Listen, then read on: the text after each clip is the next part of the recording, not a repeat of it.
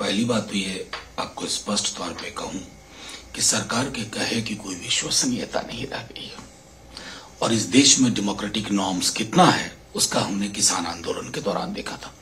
हाथ जोड़ के कहते रहे सरकार को कि ये लोग हित में नहीं है, खेतीहर समाज के हित में नहीं है, लेकिन हठधर्मिता और अहंकार की हद थी कि ना बुलडोज करके पास करेंगे।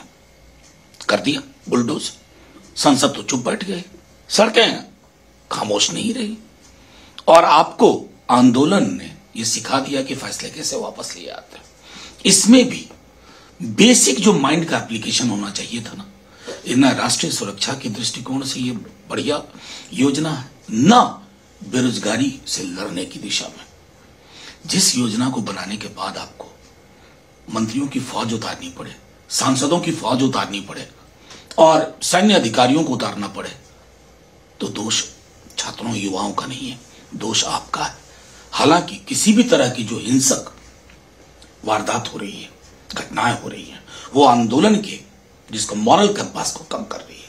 आग्रह होगा कि उसको प्रतिरोध करिए, लेकिन वो हिंसक ना हो। लेकिन सहमति के बीच इतना बड़ा अंतर अमूमन देखा नहीं जाता है। जो अंतर दिख रहा है, सरकार का पक्ष है बहुत बेहतर है, आप लोग कहते हैं बिल्कुल भी इसमें सोच समझ नहीं दिखता है, और इस बीच लगातार अपील के बाद भी जो हिंसा हो रही है उसमें सरकारी संपत्ति को नुकसान पहुंच रहा है। एक बात तो सरकारी संपत्ति के नुकसान के बरक्स मैंने आरंभिक अवलोकन में ही कहा था कि किसी भी आंदोलन में हिंसा अगर होती है ना, तो उस आंदोलन का जो एक चरित्र है उसको खामियाजा भुगतना पड़ता है।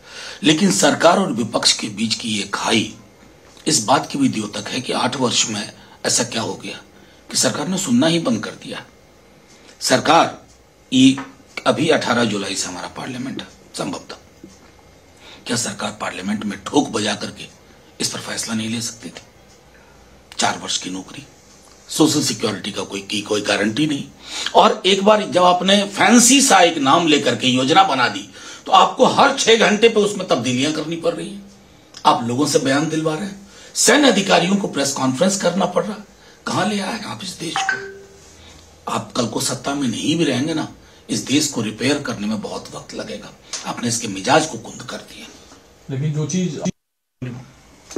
जो चीजें सर आप लोग देख पा रहे हैं, वो डिप्टी सीएम का कहना है कि ये युवाओं के लिए इतना अच्छा लाभकारी योजना था, उससे युवा को वंचित किया जा रहा है, वंचित रह जाएंगे और आगजनी जो है दुर्भाग्यपूर्ण है। देखिए, आगजनी तोड़फोड़ उसके पक्ष में विपक्ष का कोई भी दल नहीं है। डे 1 से नेता प्रतिपक्ष तेजस्वी जी, लालू जी, हर कोई लोगों से अपील कर रहे हैं कि अहिंसक आंदोलन करिए, प्रतिरोध करिए, लेकिन अहिंसक। रही बात हमारे डिप्टी सीएम तारकिशोर प्रसाद जी को अगर लग रहा है कि बहुत अच्छी योजना है, मैं सच कहूं, आप बिना कैमरा बिना माइक के कहिए उनको ऑफ द रिकॉर्ड बोलें, वो उनके दिल में भी वही है कि युवाओं के हित में नहीं है, लेकिन वो बोल नहीं सकते क्योंकि एक ऐसे दक्षिणपंथी अधिनायकवादी संरचना के में वो हैं जहां जुबान खोलना और उसके खोलने की बड़ी कीमत है। लेटेस्ट खबरों के लिए देखते रहिए MUZ न्यूज और ताज़ा अपडेट पाने के लिए चैनल सब्सक्राइब करना ना भूलें।